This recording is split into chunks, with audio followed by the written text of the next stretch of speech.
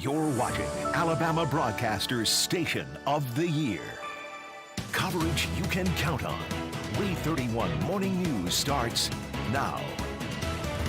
Ian, now a post-tropical cyclone as it moves further inland. We take a look at the aftermath as cleanup efforts are underway. In the city of Huntsville, trying to get itself removed from a lawsuit with the former officer convicted of murder, while a judge says the city could also be held liable. And conviction upheld against the former Limestone County Sheriff, why the court says Mike Blakely is guilty and what his attorneys now plan on doing. Good morning, North Alabama, and thank you so much for joining us. I'm Alex Torres-Perez. We have a lot to get to. WAAY 31's Grace Anello is still keeping a close eye on Ian, and thankfully we aren't seeing any of that rain or impacts from the storm this weekend. Yeah, Alex, that's exactly right. And you know, of course, we are all praying for and thinking of those who were in Ian's path and are still in the path of what is now a post-tropical depression. At least a little bit closer to home, though, here in North Alabama and southern Tennessee, we really are looking quite beautiful this morning. We're not quite at sunrise yet, but you can tell that the sun's wanting to rise any minute here, and we're looking absolutely lovely in Huntsville. Each of our WAAY 31 storm tracker early warning radars in our network is completely dry, and it's going to stay that way through the rest of today. And spoiler alert, even into tomorrow. Our temperatures right now, though, are on the frigid side for us. I know I was wearing a jacket even in the studio until just a few minutes ago. In Huntsville, good morning to you. You're at 47 degrees, 44 degrees in Decatur. Good morning. You're a little bit warmer at 49 in Muscle Shoals. And good morning, Scottsboro. You are at 45 degrees as you wake up first thing on this Saturday morning. The good news is, well, there's plenty of sunshine on tap. All right, well, let's talk about the wind. Once we get to about 6:30, not too far from now, we'll be coming out of the north at about 10 to 15 miles an hour. Many of us hanging around that 10-12 mark for our wind. But take a look at a little bit later this afternoon. We're talking about almost 20-mile-an-hour winds for many of us, which still coming out of the north is going to be a cool breeze, which means that even though we'll be slightly on the warm side today, we'll be feeling much cooler because of that breeze. Well, as we talked about, post-tropical depression Ian is now just a low pressure system that's pushing plenty of rain into the northern part of the country and into the northeast. I'll have more on what rain we will or won't see in North Alabama this week coming up in just a few minutes. Thank you, Grace. And as she mentioned, Ian is making its way inland and cleanup efforts are now underway in several states. One of the hardest hit, Florida, where the death toll is now up to 33, making Ian the deadliest storm to hit the state in 60 years. ABC's Justin Finch gives us a look at the storm's aftermath. Good morning. A much weaker Ian is churning along the eastern seaboard after cutting through South Carolina and unleashing fury here in Florida, now facing years of recovery from Hurricane Ian. Ian making another landfall Friday near Georgetown, South Carolina as a Category 1 hurricane with winds at 85 miles per hour. South of Myrtle Beach, Ian's powerful storm surge sending a wave of trash cans and debris through the streets. Sheets of rain rushing into this garage as Ian roars ashore, making landfall here in South Carolina. Meanwhile, in southwest Florida, Ian now the deadliest storm to strike the state in 60 years. Coast Guard helicopters scooping up survivors from once picturesque Sanibel Island, now cut off from the mainland, its causeway ripped apart by Ian.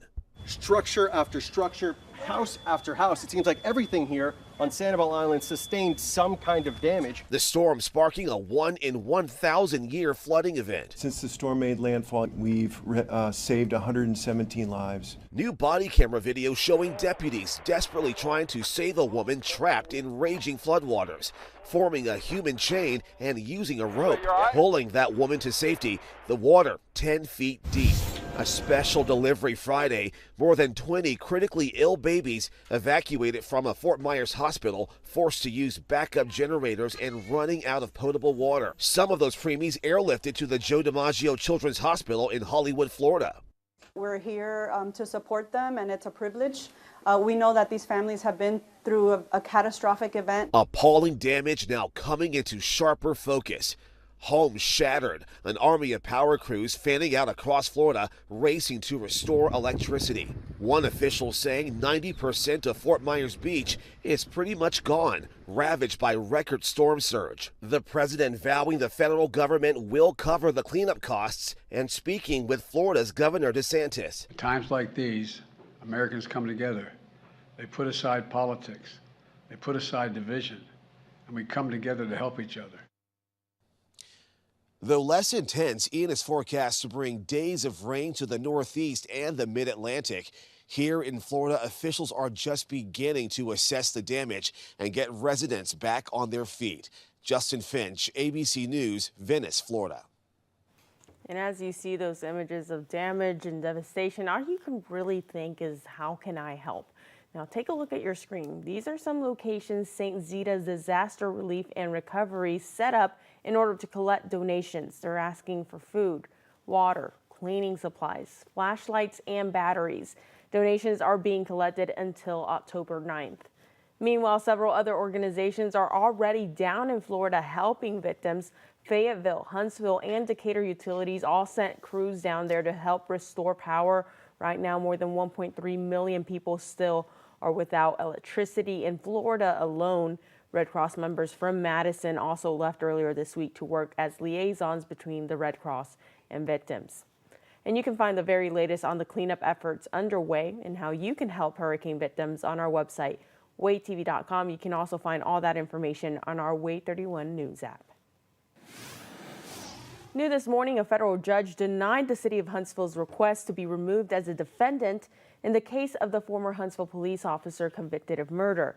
The court says the city could still be held liable for the murder of Jeffrey Parker. He was shot and killed by Officer William Darby during a suicide call in 2018. The family's attorney claims the city's use of force policy was, quote, the driving factor behind Darby's actions. The attorney also pointed to the city's continuing support for Darby after the trial and the internal review that found Darby's use of force to be proper and just. In the next 2 weeks, the attorneys for the former Limestone County Sheriff will file for a rehearing before the Alabama Court of Criminal Appeals. Now, this comes after the court upheld Mike Blakely's conviction on theft and ethics charges. Blakely's attorneys hope to reverse that decision. If it doesn't work, they plan to file a petition to present their case to the Alabama Supreme Court. Blakely has been out on bond while waiting for this ruling. It's still unclear if he now goes back into custody or if he can remain free while his rehearing motion is decided. And there will be no prison visitations this weekend as inmates across the state protest. A few dozen inmates reported to their work assignment for the first time this week on Friday.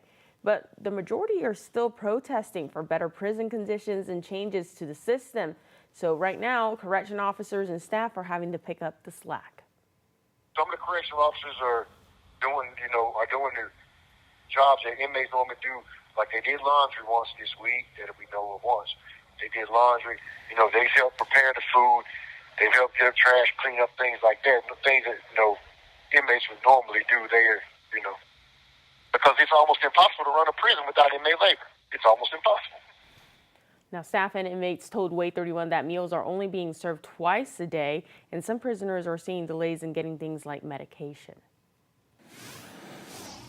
Alrighty, well, the sun is just starting to set. You're starting to rise, you might have to squint to see it, but we are looking beautiful. Take a look at Lake Guntersville right now, just a hint of that sun. It might be with us here in just a few minutes, but we are looking very, very nice outside with very little cloud cover and no fog in the forecast. Take a look at our temperatures, though. We're still on the chilly side, most of us hanging out in the mid and upper 40s this morning. We're talking about 45 degrees in Scottsboro, 45 as well in Guntersville. Good morning to both of you.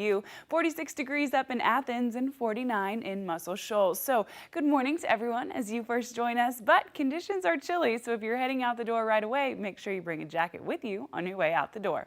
Well, the WAAY 31 Storm Tracker early warning radar network is dry and clear at the moment, and each of our 3 radars will continue to stay that way through the rest of today. So let's talk about your breakfast time forecast as we push through those early morning hours. The sun, once it finally gets here, is going to stay with us with very little cloud cover. We will have temperatures in the mid-50s at 7 a.m. and it's 9 a.m. before we finally breach into that 60 mark. But one thing's for sure, conditions today will be beautiful and pleasant. So we're off to a slightly chilly and breezy morning, but we will be warm today, even though there's a nice breeze in the area. But the big question is, what's happening next week? Are we rising in temperatures or are they staying where they're at? I'll answer all these questions and more coming up for you in just a couple minutes. Thank you, Grace. Grocery prices not dropping anytime soon. What's causing these prices to keep going up and how the federal government is helping cover some of those costs for people in need. Plus, thousands of people who thought they were getting their student loans forgiven may no longer make the cut, while the Biden administration is scaling back on the forgiveness program. Coverage you can count on. You're watching WAAY 31 News with the WAAY 31 Storm Tracker Early Warning Radar Network. Coming up on GMA, we're tracking the latest developments in the post-tropical cyclone that was once Hurricane Ian, downgraded overnight after making landfall in South Carolina.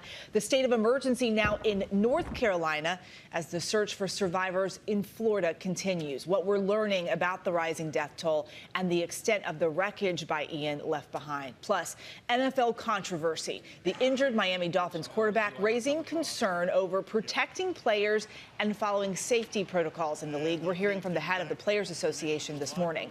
And finally, Breast Cancer Awareness Month begins. How the White House is aiming to tackle cancer as we know it, and how GMA is thriving in pink, sharing stories of hope and resilience all month long. It's all ahead right here on GMA.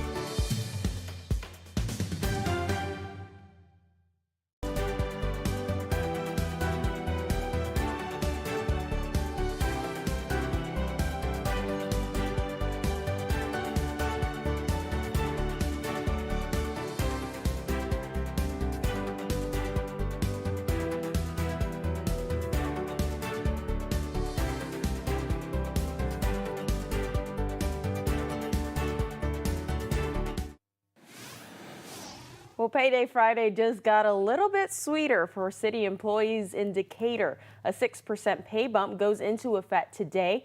Mayor Tab Bowling says it may be the largest cost of living adjustment increase in more than a decade. City leaders hope the raise will help them fill several open positions. New this morning, those high grocery prices aren't coming down anytime soon. New government data shows prices climbed more than 13% in August from the year before. That's the highest annual increase since 1979. Food producers say the surge is because they're having to pay more for labor and packaging materials. They also point to the extreme weather, disease, and supply issues. Meanwhile, the U.S. Department of Agriculture is increasing monthly benefits because of inflation. It's expected to go up by 12.5%. That's an extra $104 for the average family of four each month. And that increase, while it doesn't completely make up for the rising cost of food, it should make things a little bit easier for those who get food stamps. And thousands of people who thought they would be eligible for student loan forgiveness may no longer make the cut. Emily Schmidt goes over the Biden administration's scale back for the program and who no longer qualifies.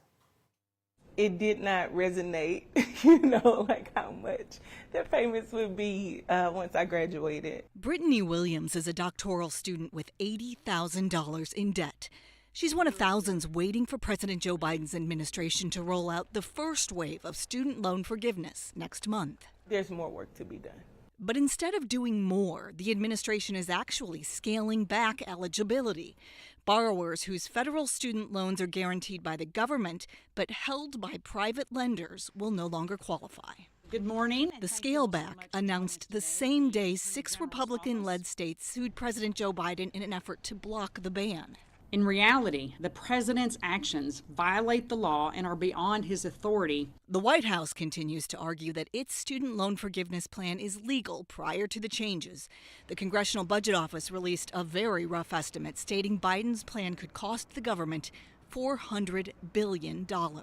Our nation's finances are less secure because of the student loan bailout. For Williams, debt forgiveness presents a chance to put money back in the economy. We're postponing marriages. We're postponing, having children. We're postponing owning our own homes because the weight of the student loan debt is just so much. I'm Emily Schmidt reporting. And the Department of Education has offered a small window of hope for borrowers with those privately held federal student loans. It says it's, quote, assessing whether there are alternative pathways. No word yet on what those pathways would be. Weather coverage you can count on with meteorologist Grace Anello and the WAAY 31 Storm Tracker Early Warning Radar Network. Well, good Saturday morning for you. 6:17 in the morning. And the WAAY 31 Storm Tracker Early Warning Radar Network is, getting to sleep in a little longer than the rest of us today because it is completely dry. No work needs to be done. It's going to stay that way for the rest of the day today. Take a look at beautiful North Alabama as the sun is just starting to rise. We're seeing plenty of those beautiful sunrises that we have here and looking wonderful to start our Saturday. Temperatures for us, though, a little bit on the chillier side. Most of us hanging out in the mid and upper 40s this morning. As we head through the rest of the breakfast time hours, once that sun is fully up, it is going to stay with us for the rest of the day today. We will have temperatures in the mid 50s at 7 a.m. But take a look at 9 a.m. That's the very first time that we breach into that 60 mark as far as temperatures go. So it's going to take us a while to heat up today. Well, your feels like fall forecast definitely has us feeling like fall. Like we talked about, mid 40s, eventually getting to low 50s early this morning. Our high temperature for the day in the upper 70s. So we will be feeling absolutely beautiful. By the time we get to this evening around dinner time, temperatures will be back in the low 70s. So my advice, since we have plenty of sunshine on tap all throughout the day, is make sure you do spend time outside. Take the kids out to play, take the dog on a walk, whatever you feel like you need to do. Today is the day that you're going to want to be outside. Once we get to tonight, our overnight low temperature will actually be quite chilly for us and in the low 50s, but we will have clear skies. Now, we are going to keep a little bit of that breeze a little bit into this evening, which means that we'll be feeling even chillier than that 51. So I think if you're going to be outside, a jacket will definitely be in store for you. Well, your Sunday's looking just as beautiful. We will have a cooler start to the morning yet again with 50 degrees there, but then the sunshine comes out and it is here to stay. By the time we get to 9 a.m. again, we've just made it into that 60s mark. So take a look at your Sunday picnic forecast. Again, a wonderful day to be outside. By the time we get to noon, we'll be in the low 70s and then at 75 at 2 p.m. Now, just past our peak heat hours of the day, that's usually at around 3-4 o'clock. We're talking about 76 at 4 p.m. So very, very similar to your Saturday. That high temperature again will be in the upper 70s for us. All right, now let's talk about the fall foliage forecast. This is a question I've been getting a lot. When are our leaves finally going to turn? Well, we're going to start to see some turning as early as this week. October 4th is when we're going to notice some real turning in those leaves. But take a look at November 1st. That is our peak turning of our leaves. That's when we'll see the most red, the most orange in our trees. And then just 1 week after that, the peak is officially over and we'll have plenty of leaves on the ground. So my advice is to go ahead and soak up those beautiful colors and take the pictures while you can. Well, your weekend forecast, absolutely beautiful. Highs in the upper 70s with plenty of sunshine. The temperatures get slightly warmer as we head into next week, but the sunshine stays with us. Our warmest days are Wednesday and Thursday of next week, but we only make it to 81, so not too bad there. Take a look at our overnight low temperatures. We're in the 50s all week. Thank you, Grace. And it is the weekend, and we want to appreciate this beautiful weekend. We have some fun events that you can go to, all coming up.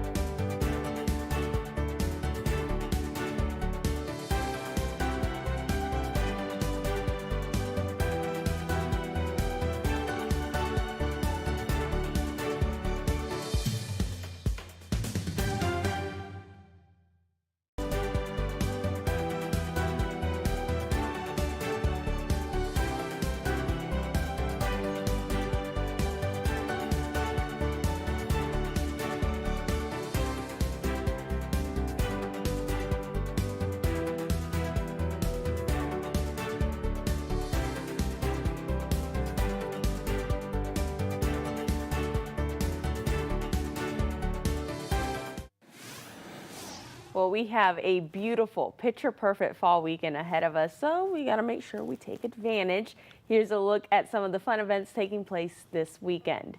It's homecoming for the Alabama A&M Bulldogs. It all kicks off with a parade on campus this morning at 8 o'clock. This team is looking for its first win of the season against Bethune-Cookman.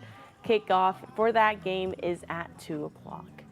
Shoals Fest also taking place this weekend in Florence out at McFarland Park. One-day tickets cost $60 each, while two-day tickets cost about $100.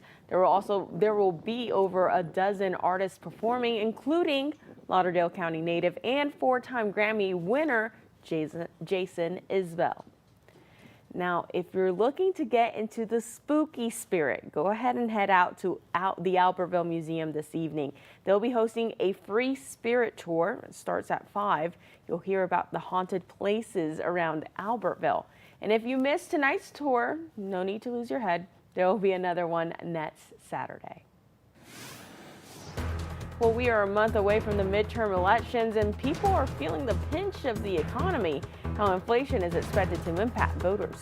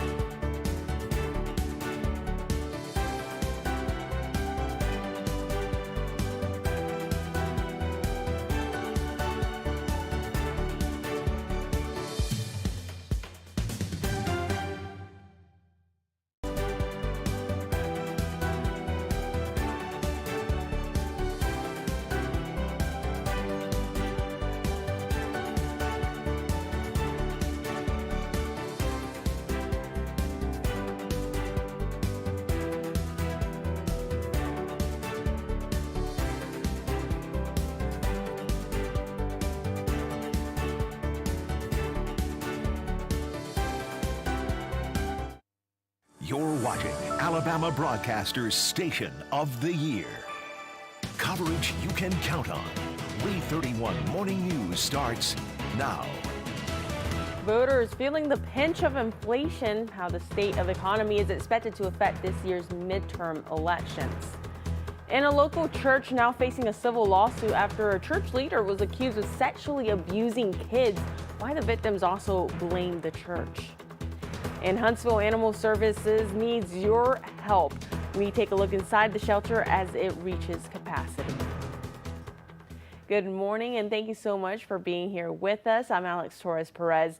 WAAY 31's Grace Anello joining us now from the Storm Tracker Weather Center with what you need to know before you head out the door. Grace? That's right, Alex. Well, good morning to all of you across North Alabama and Southern Tennessee. 6:30 on the dot on your Saturday morning. And well, up until about 2.5 seconds ago, we were looking absolutely beautiful in North Alabama and Southern Tennessee. The sun is just starting to rise and conditions are beautiful for us. The WAAY 31 Storm Tracker early warning radar network is dry at the moment. And guess what? The big news of the day, it's going to stay that way for quite some time.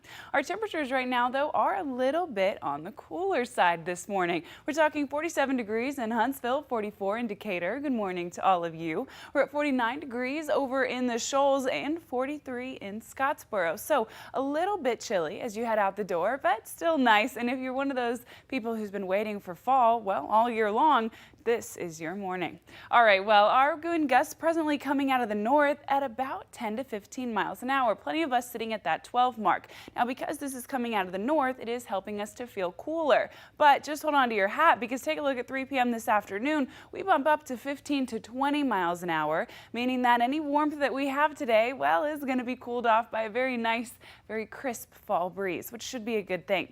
All right, well, let's talk about Hurricane Ian. Of course, we're praying for all of those who are impacted by this hurricane and thankful to report that it's now a post-tropical depression, not as strong as a storm. It's still bringing plenty of rain to northern Virginia and even into parts of the northeast, but at least it is not a hurricane at the moment. So we're praying and thinking of all of those who are impacted, but glad that this storm is finally starting to dissipate.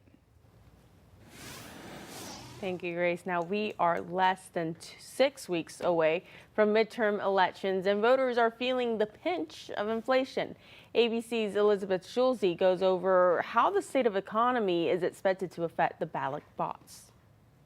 With inflation at a 4-decade high, the political mantra, "It's the economy," is proving to be as true as ever in this year's midterm elections. Just going to the grocery store really hurts. We need food. We need gas, and we're wondering when is this going to let up? A new ABC News Washington Post poll finds 84% of voters call the economy a top issue in their vote for Congress. 76% say the same for inflation.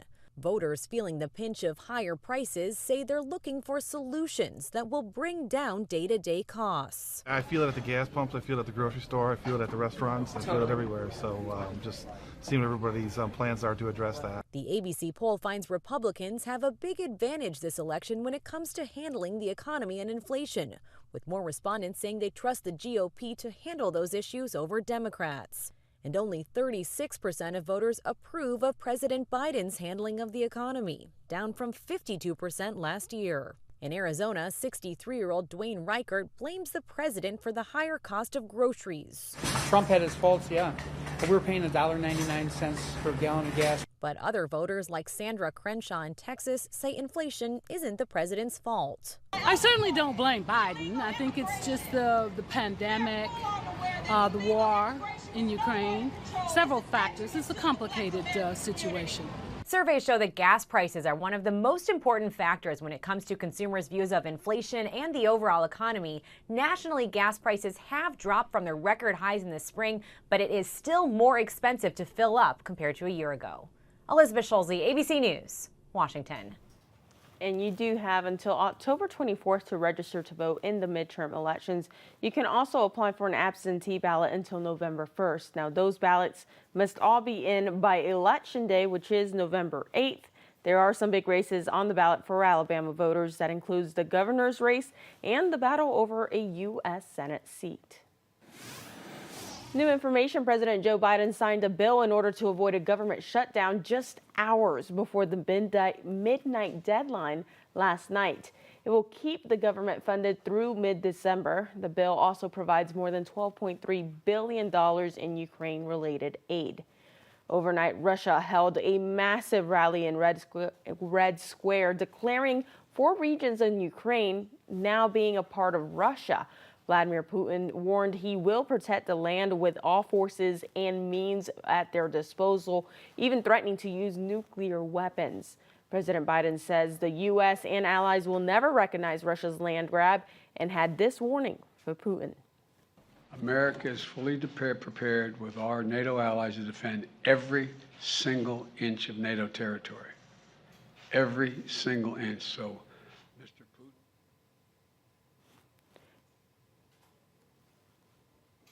Ukraine's president also formally applied to fast-track their NATO membership. Now, if that were to happen, the U.S. could be drawn into the war, but experts believe that is unlikely. Their main concern right now is that Putin escalates to nuclear warfare if Ukraine attacks Russian troops in the annexed territories. Happening right now, the Albertville Police Department is asking for your help finding a missing woman. Take a look at your screen. Donna Taylor was last seen around 5 Thursday evening. She could be living with a condition that may impair her judgment. If you see her or know where she is, call police. The DeKalb County Sheriff's Office is also trying to find this missing man. Authorities say Tyler Britt was last seen walking away from the DeKalb Regional Hospital more than a week ago. His last known location was Burt Hill Drive in Fort Payne. A local church and community leader are now facing a civil lawsuit after claims of sexual abuse. Kelly Krotz and the Cornerstone Church of Christ were listed in that lawsuit. It claims that the church didn't take the reports of abuse seriously and failed to investigate one of their church leaders, Kelly Krotz. Now, that lawsuit accuses Krotz for years of abuse, not limited to the 3 kids in the lawsuit. Earlier this year, Krotz pleaded not guilty to criminal child sex abuse charges. And Family Services of North Alabama is hosting its Safe Church Conference this weekend. It will be tomorrow afternoon at Snead State Community College. The conference will go over the red flags to watch out for when it comes to child abuse. It will also connect churches to free resources that they can use. And what's really neat about this conference is that if those churches complete the free training and implement policies 60 days after the conference, they'll actually receive a plaque and be listed as a safe church online. We do have a link for you to register for this Safe Church Conference on our website, WAAYTV.com. New Information Call Centers report seeing a 45% increase in people reaching out since the launch of the new 988 Suicide and Crisis Lifeline. Now, most people are reaching out through text or chat. The federal government Substance Abuse and Mental Health Services Administration says despite the increase in demand, answer rates have been good and the national waiting time has been reduced. Huntsville Animal Services needs your help as their shelter starts to fill up. Now, I was able to actually visit this week and spoke to one of their supervisors about what they're seeing day to day. Kennels here at Huntsville Animal Services are filling up and they're overwhelmed trying to find perfect homes for cats and dogs. We reach capacity just about every day. Right now there are about 64 cats and 70 dogs at Huntsville Animal Services, when their capacity is 50 to 55. But those numbers keep going up, like this pup that was found in a drainage ditch Wednesday afternoon. There are so many pets here. We are constantly overwhelmed with dogs, cats, kittens, and puppies. No-Kill Huntsville is worried about what the shelter may do next. We don't ever want the city to get to a point where they start destroying healthy and treatable animals because they say, hey, there's no more room. But Supervisor Dr. Karen Buchanan says that won't happen. No, we're not going to euthanize an animal just because somebody, the animal comes through our door and we don't have space. So we have those situations. So behavior, medical, that would be a situation where we would have to euthanize an animal depending on the situation. Buchanan says they do have ways to increase capacity at the shelter by limiting space in the kennels. They're also working to help struggling pet owners. We try so hard to help people, especially people that cannot keep their animals for whatever reason. We try to find resources for them. If you're interested in adopting or fostering a 4-legged or 3-legged friend like my buddy Trey here, you can always stop by Huntsville Animal Services. Reporting in Huntsville, Alex Torres-Perez, WAAY 31 News.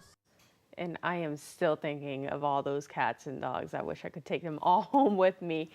But you can find some of those resources available to pet owners on this story on our website, WAAYTV.com.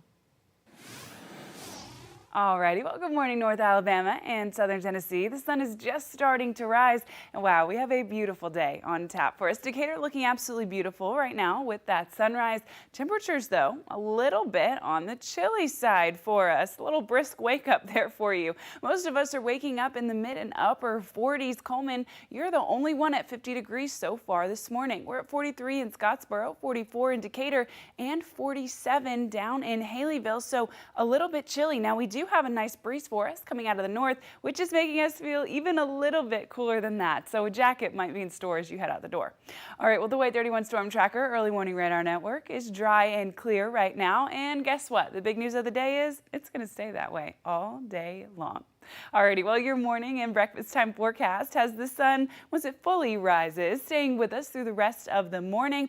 But it's 7:54, at 7 a.m. and it's 9 a.m. before we finally make it to that 60 mark. So the sun shines around, but it's going to take a while for those warm temperatures to finally be around. So, of course, our chilly and breezy morning, but we actually will be slightly warmer today than what we've seen the last few days. And, of course, the big question is, are we continuing to feel like fall, or is another round of heat on the way? Well, I'll get you all these answers and some more coming up in just a few minutes. Well, Grace, it is game day. Ooh, we give you a look at today's big games coming up. Coverage you can count on. You're watching WAAY 31 News with the WAAY 31 Storm Tracker Early Warning Radar Network.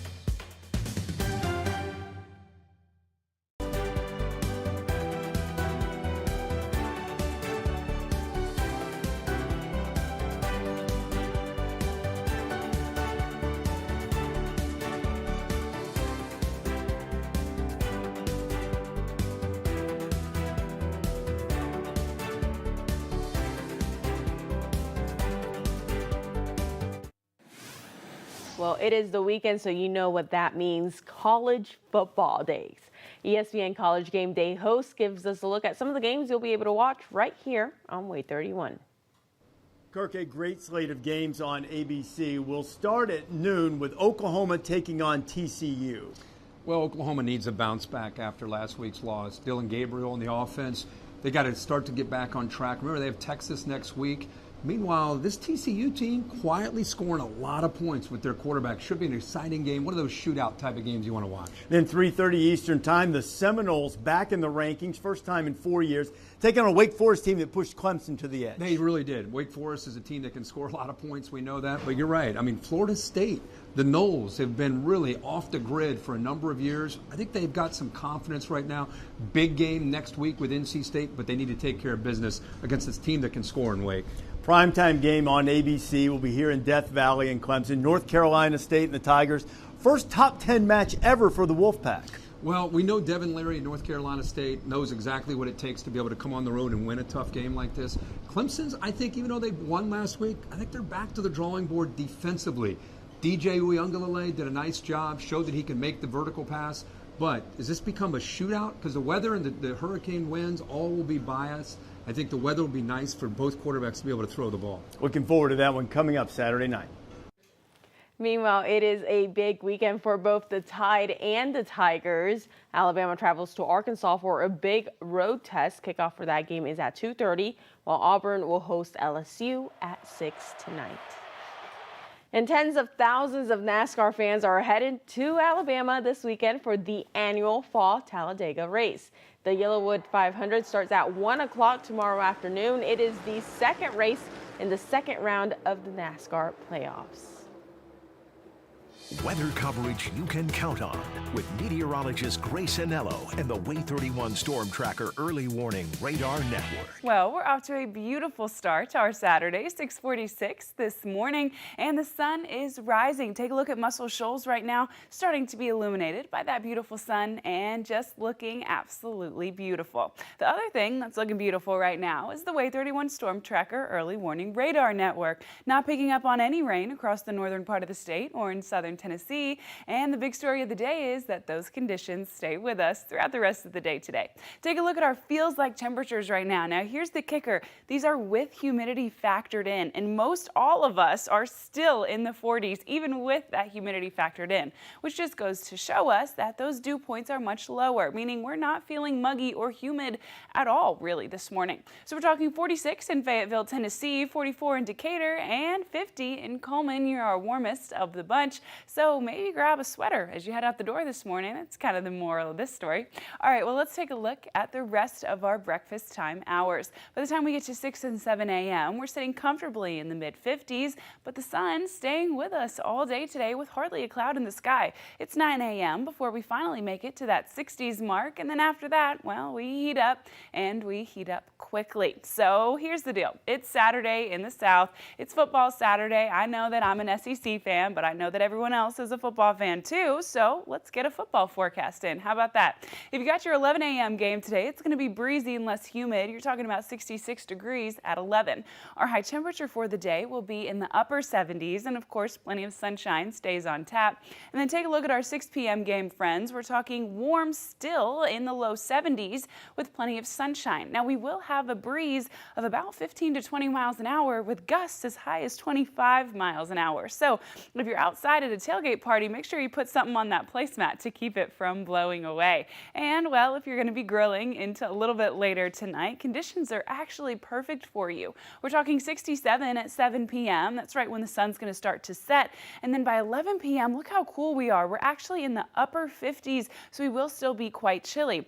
And that breeze, well, not quite as strong, is still going to stay with us with being about 10 miles an hour, meaning that we could be feeling even a little bit cooler than that 59. All right, well, let's talk about Sunday. If you like Saturday's forecast, the good news is you're going to like Sunday's forecast too. That high temperature again in the upper 70s, a chilly start and a moderately chilly finish to the day, but those middle hours are going to be warm and beautiful with plenty of sunshine on tap. I recommend spending some time outdoors. What you definitely need to do though, while you are outside, is make sure you water those plants. We're not expecting rain for the rest of the week, so make sure your irrigation system is ready to go so those plants can stay happy happy and healthy. Well, your Saturday and Sunday are absolutely beautiful. Temperatures in the upper 70s with plenty of sunshine. The rest of the week, not all that different. We might have a little more cloud cover, but that's really the main change. Take a look at our overnight low temperatures. We're talking in the 50s all week long. Dinner with a View, where you can find this restaurant in this week's Alabama Original.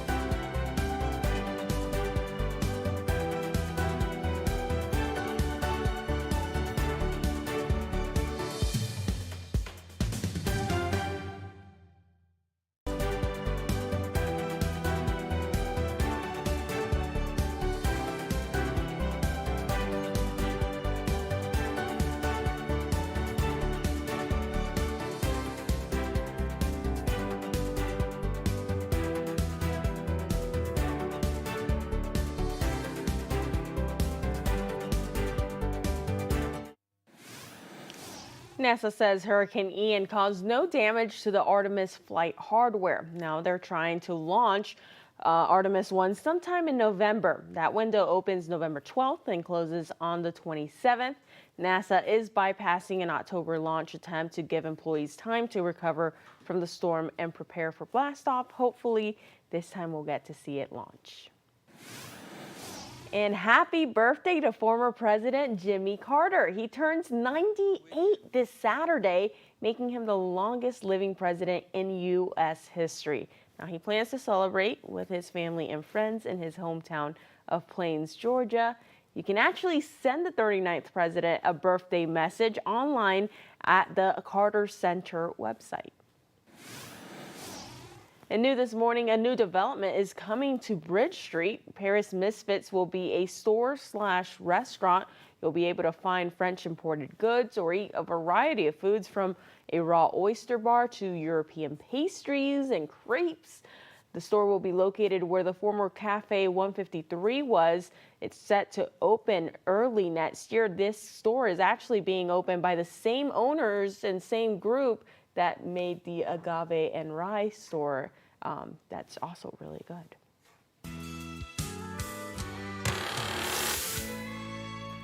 Dinner with a view takes on a whole new meaning at the Rattlesnake Saloon in Tuscumbia. WAAY 31 hits the road to the Shoals for this week's Alabama Original. Here's Luke Hydash. Next thing you know, you're going right off of the end of a mountain. And as soon as you top the hill, you can start coming down, and it is, you hear them squeals. I never seen nothing like this before. When you saw that, you knew you were here. Welcome to the Rattlesnake Saloon. And you look up anything in Alabama, from food to uniqueness to you name it, top things, Rattlesnake Saloon's gonna pop up. The 92-foot wide cave seats dozens and feeds many. I have people from all over the world. It's not your typical dining experience. Never mind the way to get down here. When you come down the road, you almost drove over the saloon. And if you don't know what's going on, you're lost. You see, the hill is too steep to walk, too narrow to drive yourself.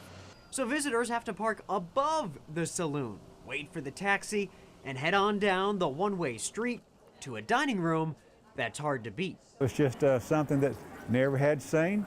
We thought we'd give it a try, and it's a good idea. It is so unique. Owner William Foster opened the place in 2009. Not only did the doors open then, so did the opportunity for something unique, bringing in people from all over. This is the main attraction we came for. A basic menu of wings, sandwiches, fries, all the good stuff. But the real reason Rattlesnake Saloon is such a hit is the place that you'll sit. I love this place, man. It's beautiful. And when lunch is over, there's only one thing left to do. Pray that taxi comes on back. I hope he's going to take us back out, because I sure can't walk back out of here. With an Alabama Original in Tuscumbia, I'm Luke Hydash, WAAY 31 News. Now, the saloon is only open Thursday through Sunday. It is on Mount Mills Road in Tuscumbia. Now, to see this and all of Luke's past Alabama Originals, head on over to WAAYTV.com and click on that Features tab. Well, I guess my only question is, how much is the risk that you're going to have to see a rattlesnake while you're down there? Alrighty, well, your forecast for this weekend is absolutely beautiful. No rattlesnakes in sight on this one, but plenty of sunshine is there. We're talking about high temperatures in the upper 70s with a really nice breeze, strong with gusts of about 25 coming out of our north. Well, this weekend's beautiful conditions do stay with us through the rest of this week. Well, Good Morning America is next. We'll see you back here at